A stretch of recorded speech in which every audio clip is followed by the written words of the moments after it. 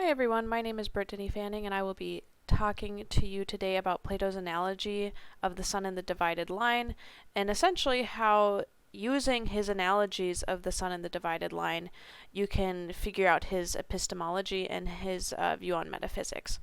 So again, I always do say remember to properly cite everything you do. I always like to use that as an entrance in my videos.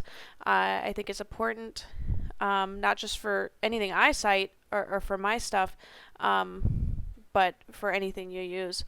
But otherwise, I'm going to jump right into it here today because this is a very complicated subject, so please do not be frustrated if you do not understand it.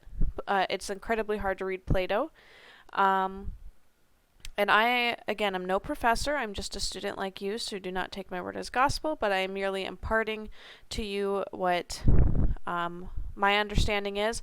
And again, I would not share my understanding if I had not got an A in this particular facet here.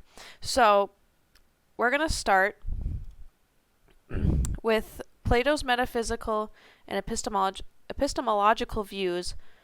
When using his analogies of the sun and the divided line, you can see it as one unified concept, or the form. And in our everyday lives, we get glimpses of these forms in their multitude of states. So I'm going to explain that to you. So, as I understand it, Plato's metaphysical view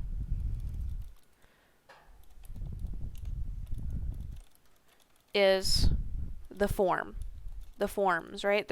There's more than one forms, but when we reference the form itself, we often also refer to it as the good. So he kind of uses those interchangeably. And his epistemological views, which I will get into, I have to focus while I try to spell this one.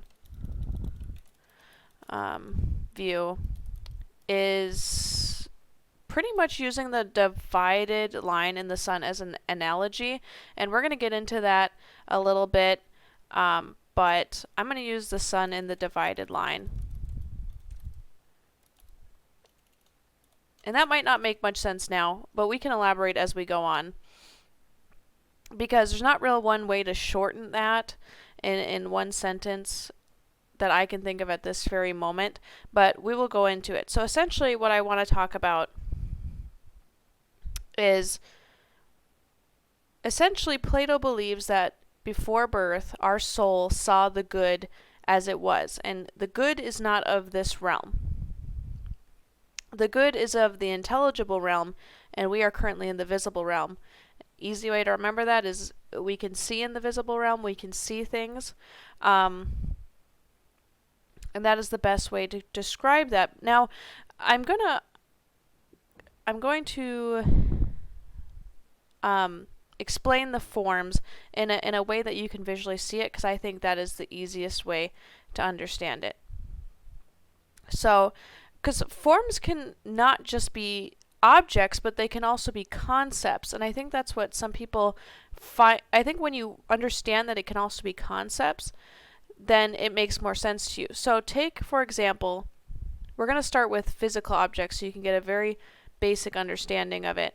But take, for example, a Labrador, okay? Take, for example, a Great Dane.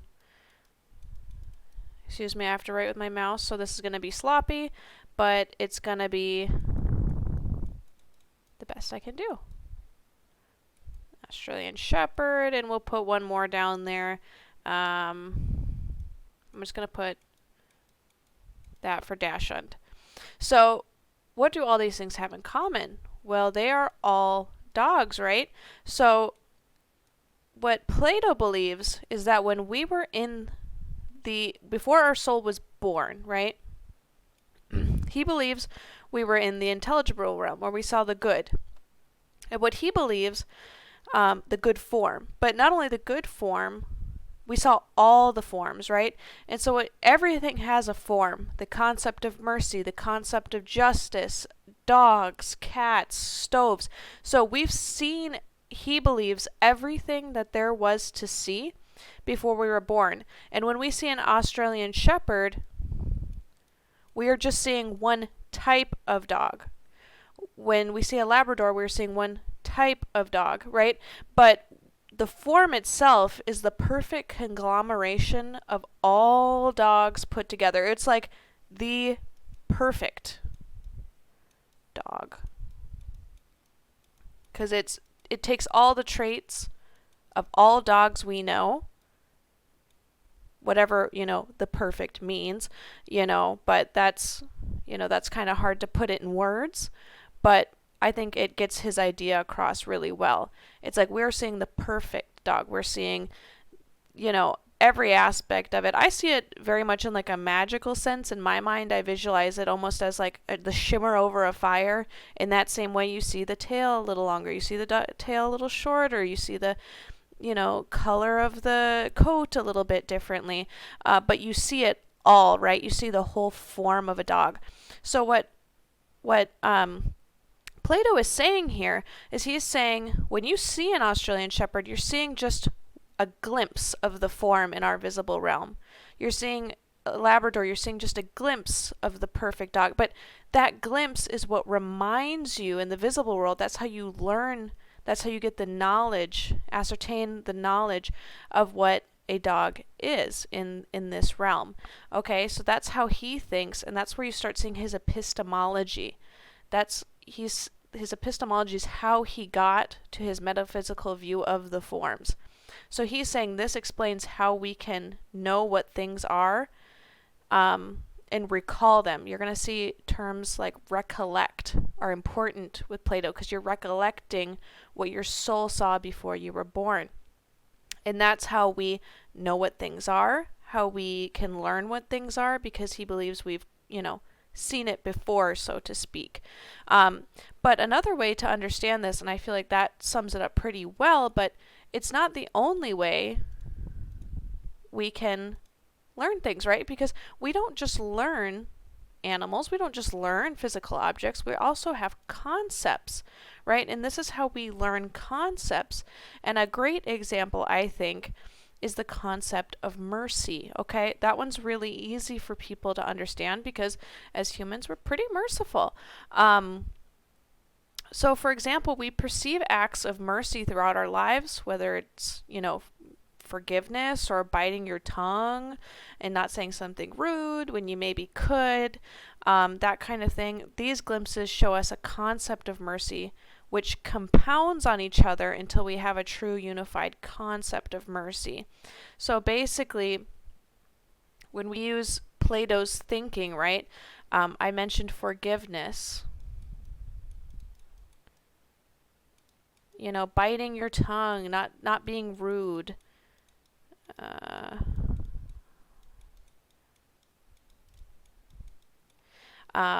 Another act is community service instead of like jail time or something, right? That's a merciful act. And there's some maybe harsher ones I can talk about, but these three are fine enough. What being merciful is, right? And that is exactly what Plato, why he thinks he can prove his epistemology, because his concept is really proven in the fact that how do we know what is merciful? Think about that for a second. How do you know what's a merciful act? But you do know, don't you? You do know, right? And that's what he's saying is we had to have gotten this stuff from somewhere, right? And he's saying it was from our soul before we were born, saw the form of mercy. And remember how I was talking about the dog? We could say the perfect mercy. He might say the good. And what I mean by that is you could say like the truth of mercy, right? And when you're talking about the form of mercy, you are talking about every single way an act can be merciful. Now think about our short lives. Most of us aren't going to be judges. We're probably not going to give people community service. You might be on a jury. So there's a chance you might actually be merciful in this way, but there's a lot of people that probably will never have to do that, right? But most of us can say we've, bit our tongue. Most of us can say we've forgiven somebody. We might not do all these things, but that's why Plato says we will never see the true form of mercy, because the form of mercy is of the intelligible realm, right? This is visible. This is visible, and so on and so forth. Visible, intelligible. And that's because we just physically cannot comprehend the whole true concept of mercy, because we will never, ever be able to do every merciful act. But we're seeing these glimpses of what mercy is. And that's how we know it exists. That's how we can create the concept. And that's why I really like using this concept to explain it rather than dogs, because we could know a dog existed just with our senses, but how do we know mercy exists? And that's what Plato is kind of trying to say, is there has to have been this something from before that we're recollecting to be able to know this. And say it's not just mercy, justice, right? Courage.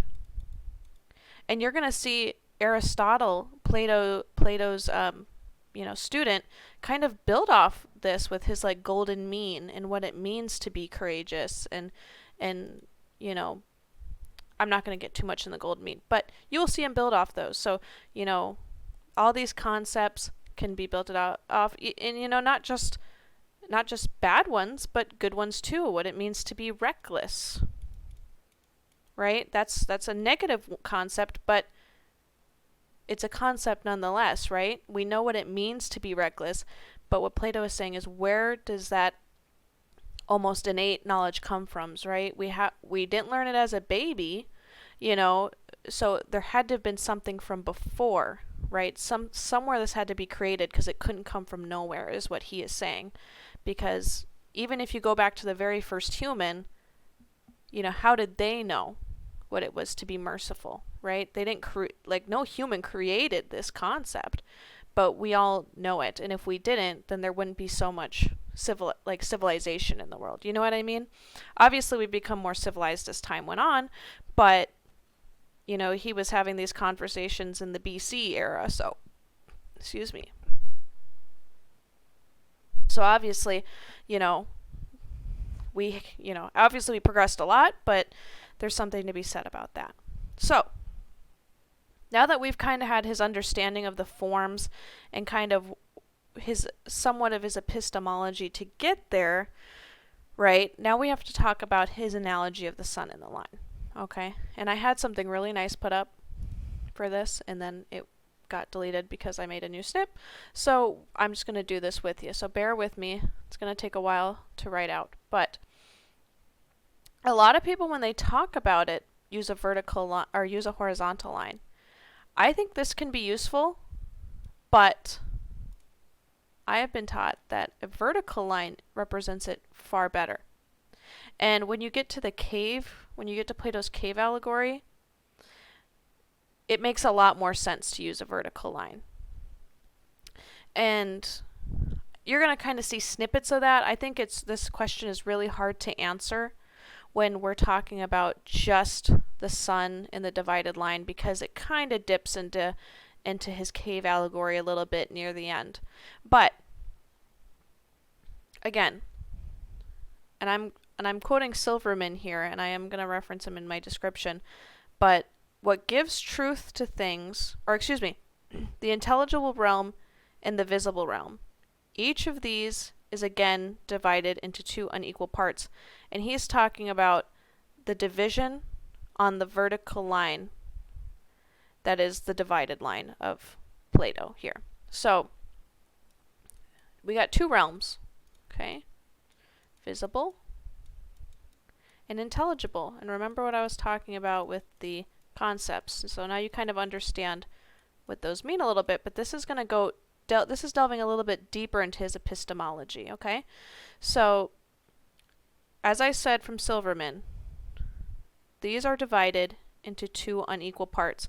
Now, this is the part as a student I struggle with a little bit, so I'm not going to focus too much on making sure these proportions on the line are correct, because I don't fully understand it in the aspect of the portioning, but I believe it's because the intelligible realm isn't so much in the darkness, and we're going to get to that. But if that's a little bit of a blank, you should still have a strong understanding of this when all is said and done.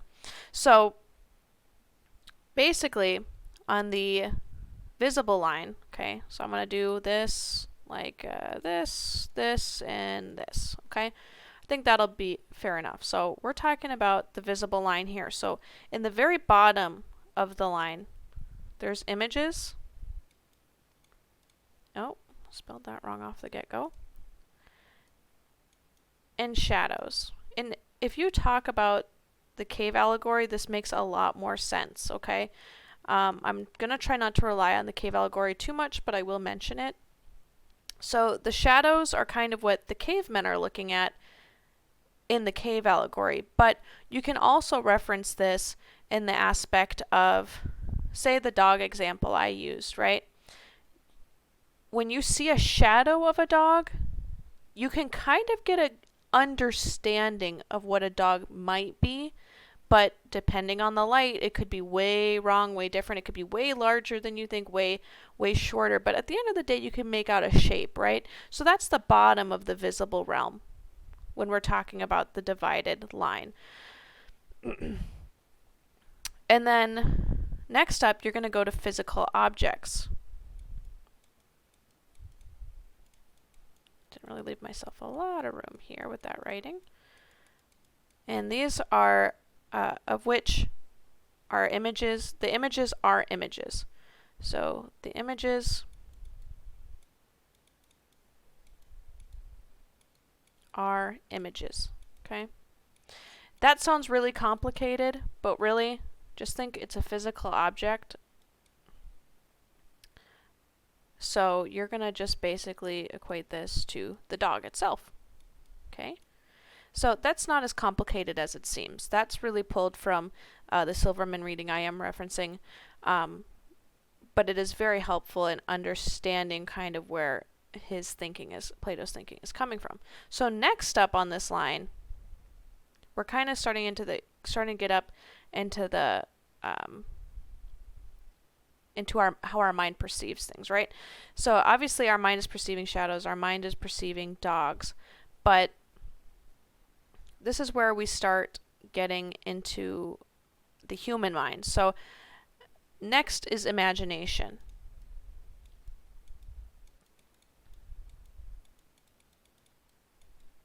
And this would be how we recount images in our mind. It's like an abstract idea of an image.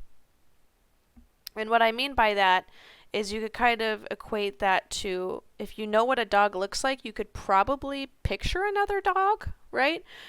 Maybe you could picture a dog with wings or something. And this is where some people use a horse, because you could then think of like a horse with wings. If you've seen a dog and you've seen a bird, then you could think of, or if you've seen a horse and a bird, you could think of wings on a horse. So that's where you start.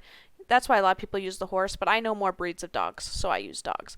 But for example, if you know a dog, you could probably think of what a bear might be like. It has sharper claws, it might be fuzzier and larger, it might have a shorter tail depending on the dog. But again, it's like you could start imagining things based on your knowledge of other things, is basically what this is saying. Again, I feel like I don't need to go too deep in this. I think we all know at this point what our at this point you might know what your imagination can do, right? You can imagine things.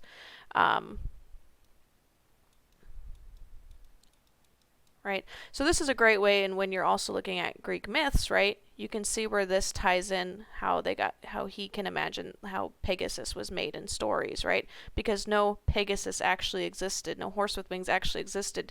So, where did that come from? And that's where we're using our imagination. Again, this is as to what I know. I wouldn't take it as gospel, but I didn't get dinged that this was wrong. So this should be pretty strong.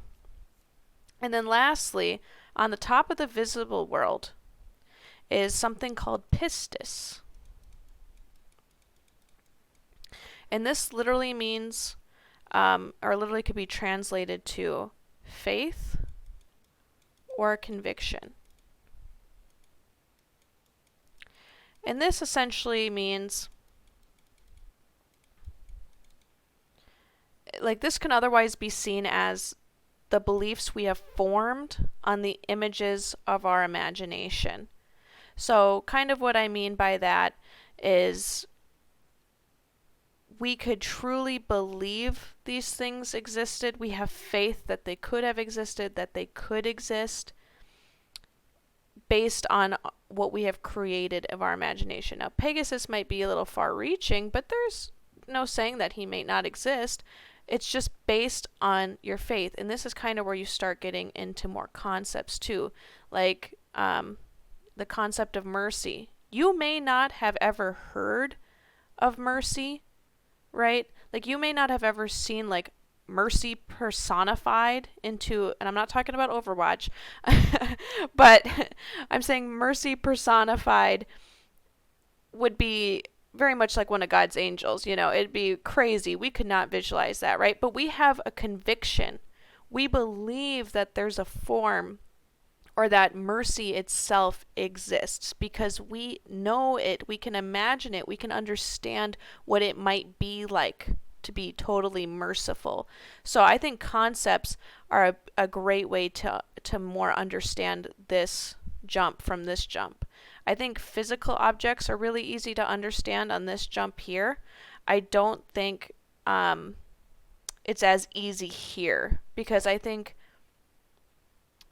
just in the modern day it's much harder for us to truly believe something like that could have existed. But it's all in your faith, okay? So that is kind of where the line goes from there. I'm going to clean this up just a little bit so it's not so great. And again, these aren't the most perfect examples, but they're ones that helped me understand it, because I was looking at a lot of lines when I was trying to learn this, and nothing just really showed me what it was to be, right? So now this is kind of where we start getting into the unequalness, I think, of what they mean when they say this is unequal, because when you're looking at this line, and this is going to really help you in this cave, in the cave allegory that comes up, and this is why you address this first, because it's imperative that you understand this if you're going to truly get a full understanding of the cave allegory. And that's because this vertical line can really be seen as the cave journey, the cave allegory. And that's why I almost think it's hard to teach this without using the cave allegory itself, because this journey up the line can really be seen as going from the darkness of the cave, otherwise, when I say the darkness of the cave, in the literal sense, Plato is also using that as ignorance, right? Like, he's saying you're ignorant, right? If you're just staring at the wall, believing the shadows before you, okay? And I'm going to give just a quick rundown so you kind of understand what I'm saying here. As you go up the cave allegory, this is just going to be a quick fix on this, okay? As you see the cave allegory as you go up, you're turning around. You're turning away from the shadows, okay? When you get up here, you're seeing the campfire of the cave. You're seeing the stone statues of the cave allegory. Now, the stone statues aren't that great. They're still not going to make a perfect dog, okay? But as you go up still, you're exiting the cave, you are blinded, but you are learning, you're enlightening yourself, right? So now you're really starting to be able to see what a horse is, you know, and what things truly are for what they are, okay? And then as you go up here, you are seeing them as they really are, okay? So, you know, and at the top of this, you might say, it's, you know, let's use the yellow. I like that for light, right? You're seeing the light, right? Or you can say you are enlightened, okay? Enlightened. And that is where the sun kind of ties into this, because, and that's important, because as you're talking about the divided line, this all really makes us together. So it's really hard to explain it without the cave allegory. But that's just a quick fix. Okay, I would have to do a whole video on the cave allegory for this to make total sense to you. But we're going to go back to what we know. So I'm going to get to the sun part of this allegory, but not just yet. So we have to go back to the divided line. So this is important when you're looking at this vertical line, though, because you're seeing his epistemology, right?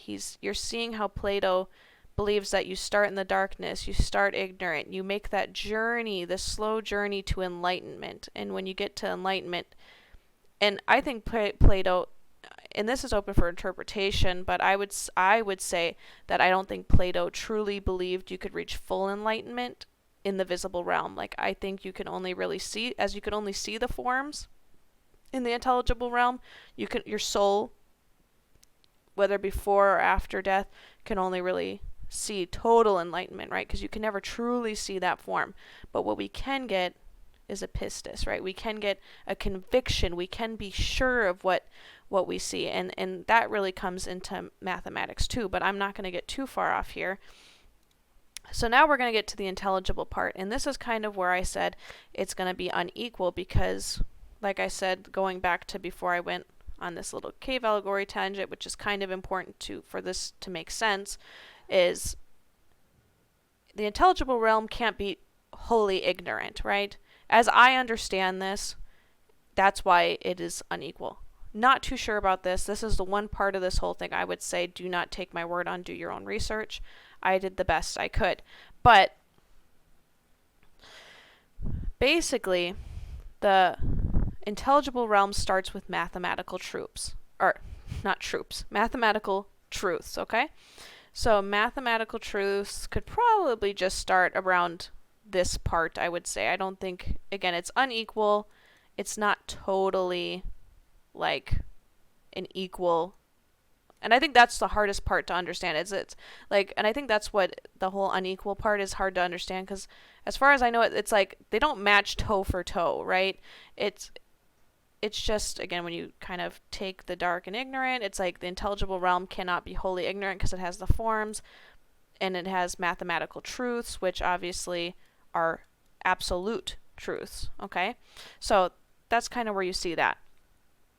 So think about shapes, I think, is a good way to see this, okay? You're going to often see a triangle represented. A triangle has, always three sides, and then they get into like a bunch of mathematical, like business, like a certain amount of degrees will always make up the sides, yada, yada, yada. I'm not a math person, so I'm going to spare you that. But you can see what they mean in mathematical truths when you discuss it this way. Now, you're going to go up the line here and kind of use what Plato calls Dionia. Reminds me of League of Legends where it says Ionia, but no, Dionia. And Dionia, the use of Dionia is how they deduce these perfections, okay? So as I understand it, it'd be like, or, maybe not or is the best word, but or scientific or mathematical.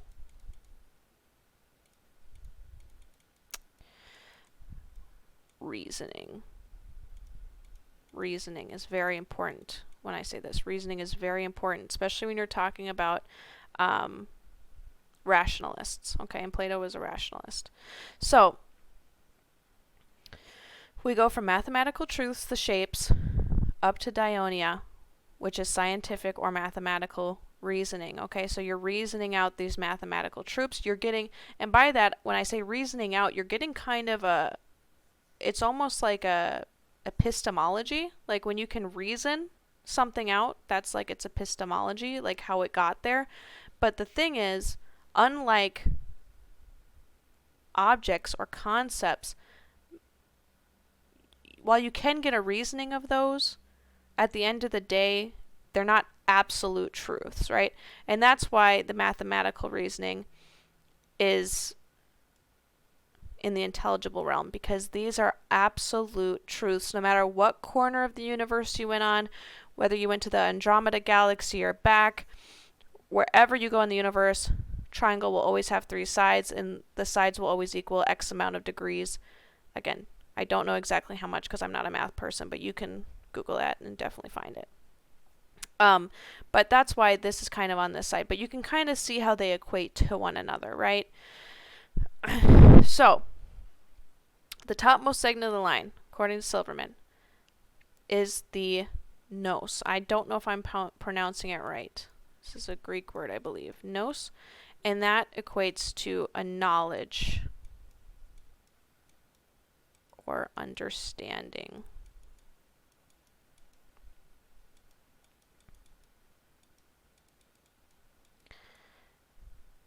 And so that's really how you get from here. So you get the mathematical truths, which are, again, backed by Dionia or scientific or mathematical reasoning. And this reasoning, when you're able to reason it out, you get knowledge, true understanding. Okay? So that is what that means. This is the divided line as I know it, and this should be very mostly all-encompassing, I would say. I feel like this is a pretty strong understanding of this. So it's a lot to take in, but that is how we get from there to there. So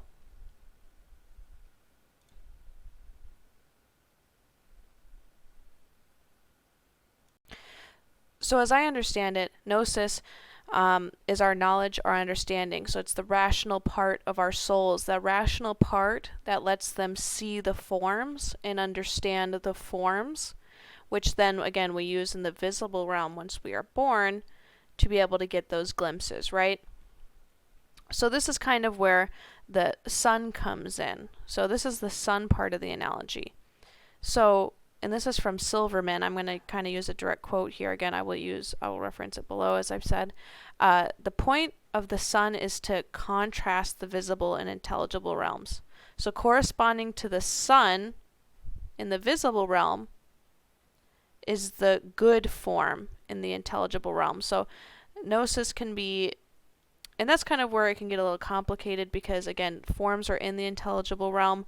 So basically, this is kind of like, our soul or our minds, however you want to kind of say it, their epistemology and understanding and how we understand things. So that's kind of his epistemology and how we can understand this stuff and how it kind of goes back and forth between the visible and intelligible. Our souls kind of have this, but our minds kind of have this, and that you can see how they kind of work together, or more so how this can influence this, right?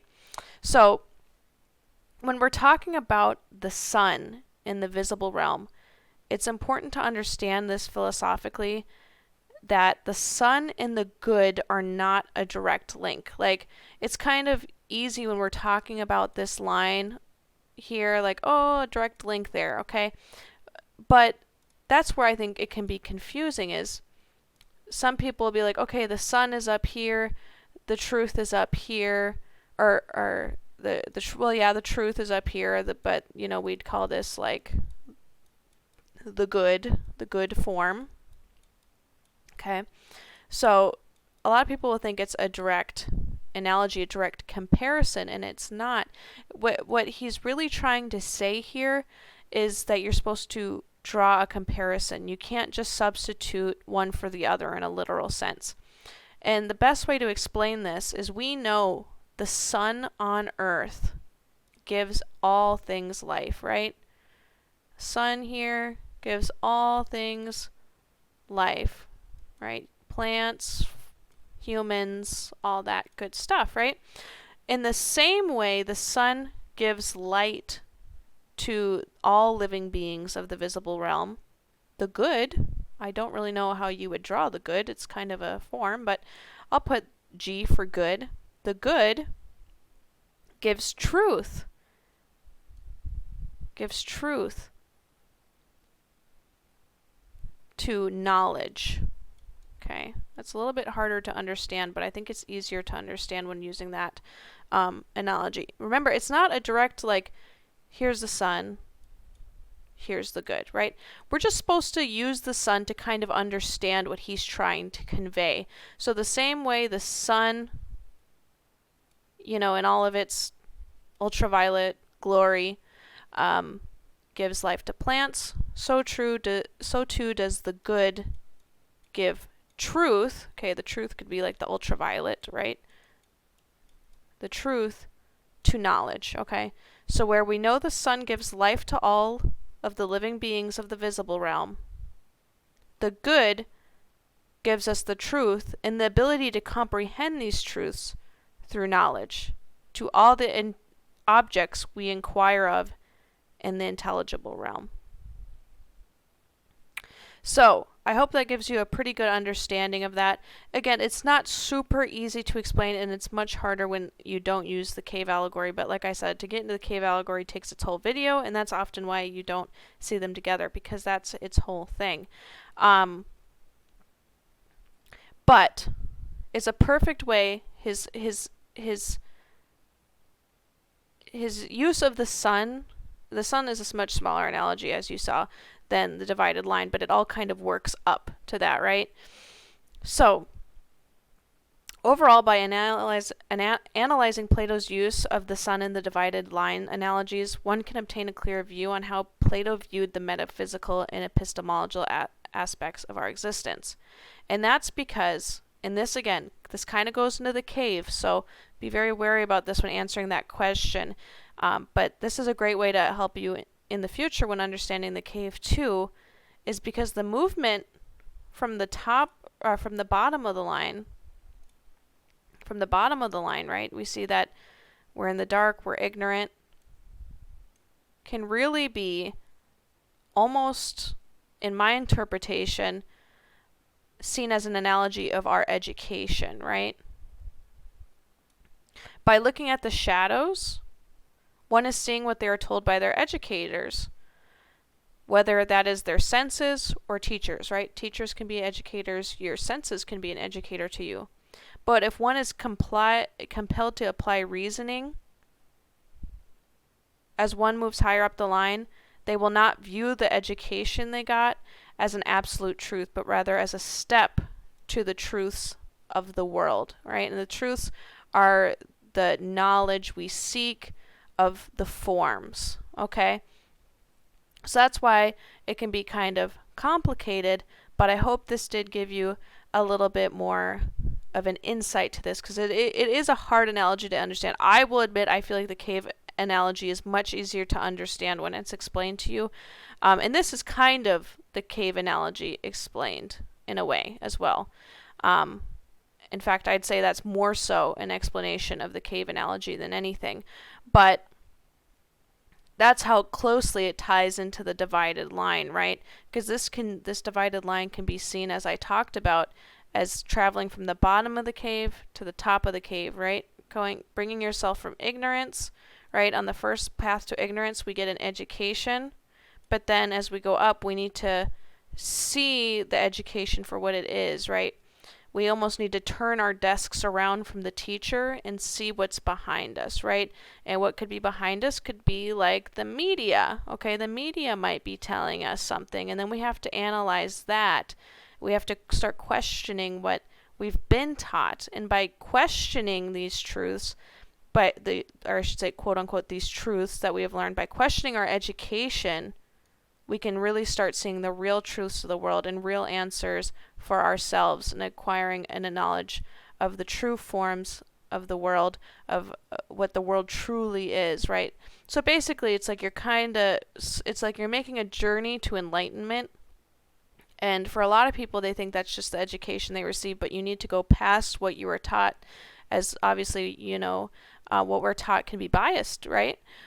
Whether from the left or the right, or culturally or religiously, we need to force ourselves to turn around, and that's kind of going into that cave allegory, which I love talking about, as you can see. But that's why I find it almost pertinent to at least mention the cave allegory when we're talking about the divided line, because you are talking so closely about them. And And that's why you really need to discuss the divided line first to truly understand what the cave allegory is trying to tell you. So I hope I've done that. If you have questions, please reach out to me. I will do the best I can to answer them. I sincerely hope that this helped you in any way. And if you have any questions, I'd love to talk about Plato. As hard as he is to understand, I really, really love his writings and Aristotle's work. But again, so to recap, I'm going to go to my little notepad here so we can kind of understand. Plato's analogy of the sun and the divided line fit together to form a coherent picture of Plato's epistemology and metaphysics. Hopefully you've reached that right now, right? So Plato's metaphysical view is the forms, right? He believes that, and now that we've talked about it, you should know that his metaphysical view is the forms because they kind of explain everything, right? Metaphysical view of the forms kind of explain everything, okay? And what I mean by that is it explains why we know what we know. Okay? And that's kind of what a metaphysical aspect is. It's basically your understanding of nature, okay? So, and I think, again, it's kind of hard to, I don't really like using physical objects to explain things because you can always just be like, well, yeah, our senses. But I think when we're talking about it, the metaphysical views can really be described as, his, how he thinks we came about our knowledge of the concepts of mercy, of justice, how we know what it means to be courageous, how we know what it means to be enlightened, that kind of thing. So that's why you can see his metaphysical view is the forms, because there is a form of everything. And I think what I should have touched up on even more is how we recollect these forms, right? And honestly, that's probably even more into the epistemology. So this is where I'm saying the epistemology is the sun in the divided line. Hopefully, by going through those analogies, I hope that his epistemology is much clearer to you. Remember, epistemology is just kind of their way of understanding or explaining their metaphysical view as I understand it. Again, I'm a student, not a professor, so I'm doing the best I can. I don't have a degree. I have one intro to philosophy class, of which I was really passionate about. So when we're talking about this, again, it's the sun is not a direct analogy to the good, which the sun is analogous to the good, but you're really supposed to draw a comparison, right? It's supposed to give you that epistemological view of how he's trying to show you how he came to this understanding, right? So he's trying to just help you say, how it's almost, and this is why I like some of Plato's teachings, is because he uses dialogues. So I think that can be really valuable. You know how the sun gives off light to the world and gives us light in return?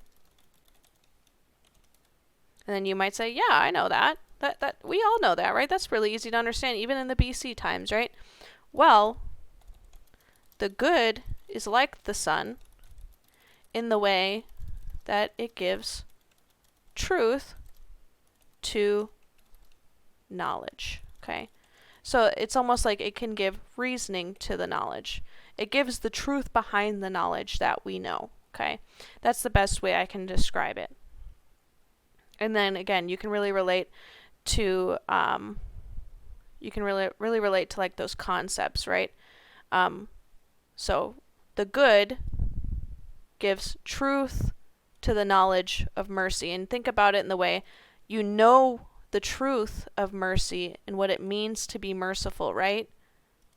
Like, a merciful act can be forgiving, okay? So the good gives the truth, like, that forgiveness is merciful, right? The knowledge And that's what, when you kind of go back to the divided line, what he's kind of saying by, you can kind of get knowledge or understanding, right? So these are two parts of ourselves in the way that this is kind of a permanence. This is a true knowledge or understanding that our souls have that we can't quite translate over into the visible realm. But we get glimpses, and that's what I'm saying. Our soul has knowledge, right? Our soul has that true knowledge of the form of mercy. Okay, so it's bringing over some sort of knowledge, but it's only that glimpse, right? It's only the glimpse of forgiveness, okay? So that's going to come down here more, right? Down here-ish, right? But based on those glimpses, we can get a conviction, or we can have faith that mercy actually exists, okay? Now, we might not have the full understanding of what it means to be merciful, but we can truly, truly say that there's this concept called mercy, okay? So the good form, which is the all-encompassing, again, it can be really analogous to the sun, but not completely compared. The good is the knowledge of everything. So the good is like the ultimate form, so to speak, right? It's like when Pokemon evolve, okay? It's the final evolution of everything. It's it is the whole thing, right? There's a lot of little forms, but the form of the good is the form of all those forms, okay? And it's that good that gives the truth to the knowledge. And I hope that I'm really trying to be all-encompassing here so as to not mince anything, to not miss anything, because I felt like, I know this is a super long video, but I felt like it's really valuable in the way that I want it to be all-encompassing, because I feel like when I've tried to watch videos, they were incredibly, I felt like there was just such big pieces missing for me. So I'm trying to really make every little bit of it clear, because I'd rather you have more than less, okay? If you understand it by now, awesome. Otherwise, I'm trying to truly give you all-encompassing here the best I can. So, quick wrap. Sun gives light to the world, gives us, that's supposed to be life. My apologies. Life in return. It's hard to type and talk at the same time. Well, the good is like the sun, so the good is like the sun in the way that it gives truth to knowledge, okay? So, again, it's almost those little glimpses. It's the truth that there actually is mercy out there, and we can know that because we get those glimpses, okay? So that's the best way I can describe it. If you do have any questions, feel free to leave me a comment. I will try to elaborate. This video is super long, but again, I wanted to give you all-encompassing, truly good lecture on this stuff, because I felt like I couldn't find enough on it myself. And it's really interesting when you can, when you're almost lectured about it, and not just get little 5-minute blips on YouTube, right? So that is the best way I can describe it. If you have any questions, I hope I've answered them all, but if not, please feel free to leave a comment, subscribe, all that great stuff, just to help people find it. But really comment. I want to know this stuff is helping you. It encourages me to do it. And again, I really love talking about Plato, so I wouldn't be surprised if I made a cave analogy to go with this. But at the end of the day, I'm going to just overview this, right? So we know Plato's metaphysical view is the forms. The ultimate form is the good, okay? And the metaphysical view of the forms kind of explain everything from concepts to objects to, everything under the sun, so to speak. Good analogy, right? And, Plato knew what he was doing. And the way he gets to that metaphysical view is through his epistemological views. And that he explains through the sun and the divided line. And it's a lot harder because nowadays we would just give you a direct answer, right? We would say, we're very much more clinical, I think, about this stuff. But I think back in the day you had to be more metaphorical. You had to, and I do think it's easier to understand metaphorically speaking once you can do it. But nowadays we might just be like, you know, I came to this conclusion because of X, Y, and Z. Whereas he's not using per se direct analogies. He's just trying to show you through these analogies how he got to his metaphysical view of the forms. And that's where you get the divided line in the sun. He's kind of explaining the ultimate. First, he has to explain the ultimate good for this to make any sense, right? He has to explain what the ultimate good or form is for any other form to make sense. And then he has to kind of explain how you get to those forms. And I know this got a little mincemeat here,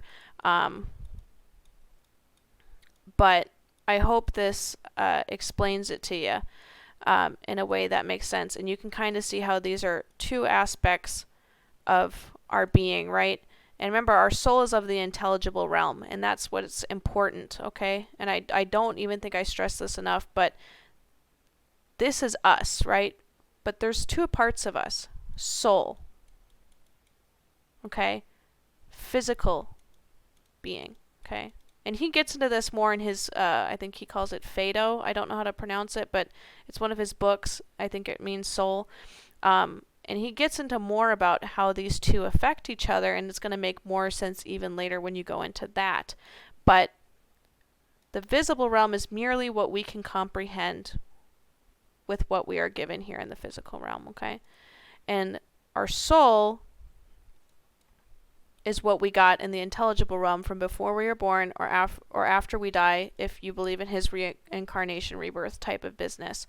And this soul is desperately, I wouldn't say desperately, but, you know, is relaying what it found in the intelligible realm to us so we can understand things here, so we can make an understanding of what we know. And that understanding is his forms and how he gets to those forms. So this is his epistemological view of things and how he got to his metaphysical view of the good of the forms. So his epistemological view, metaphysical view, okay? And they kind of, and it's hard to just put them in a nice, neat box. You really can't. They kind of spill into one another. They spill into the cave. But, I mean, this should give you more than enough to answer the question fully, thoroughly, and give you a strong understanding of the material, okay? Because, again, can't stress enough, soul, physical, and really we do what we can, okay? Our soul gives us what it can, okay? Our physical minds, our physical bodies, particularly our minds, we're trying our best to recollect. We're trying our best to remember what it's trying to tell us. But because of our limited time, because we don't see everything, we can't really truly get full understanding from the intelligible realm. We can't truly understand the full form, okay? That doesn't mean we can't get glimpses. That doesn't mean we can't be civilized. You know, we can get these things, okay? And that's his metaphysical view, okay? So in short, his metaphysical view is the forms, and the sun in the divided line is his epistemology on how he gets there, on how he explains his understanding of how these forms work, of how we get there, okay? And that's that understanding that our souls are imparting on us in the best it can, in the best way we can even grasp it. So I hope that helps you. You know, I wish I could say more on this, but again, it's really using the analogies in which there's epistemological. I think that's why philosophers later are much more easy to understand, because they really provide evidence, or like they kind of, like Descartes, as hard as he is to understand, he at least walks you through his train of thought. And Plato's doing very much of the same thing. What Descartes does in the Meditations, Plato's really trying to do with, they're not trying to do the same thing, but he's trying to walk you through in the same way. He's using these analogies to try to walk you through how he got to his metaphysical view of the forms. And I think that's absolutely the best way to explain it. And I hope this helped you. Again, that's the overview. I'm going to conclude here. And again, I've had a blast. Please like, subscribe so people can find it, so you can stay tuned if you want more. Comment, please, if this helped you. I want to know this helped you so much, because I was so struggling for something like this. Again, you don't really have to comment, but I'm hoping it helps somebody, and I'm hoping, because I really struggled with this when I was learning it. But then I got it told to me, and it really made a lot of sense. So thank you so much for sitting here with me for the past almost hour. But this should definitely give you an all-encompassing view, and I certainly hope you understand. You stayed through the whole of it, because this will give you an understanding and a huge foundation. Because this foundation is huge if you're going to understand anything from Plato going forward. Because you don't end with Plato this week, you don't end with him next week, and you're probably going to be talking about him all the way to the end, because he had some really transformative views. What he says makes a lot of sense, and going forward, you can even, kind of put him up against more recent philosophers and what he's saying, and sometimes you will, depending on your class. So, I hope you've enjoyed. I've enjoyed having this discussion with you. If you have any questions, please put them down. I'll try to respond. And I wish you the best of luck, and I hope you came out the other side of this with a strong understanding and a passion for philosophy. Thank you so much, and have an absolutely wonderful day.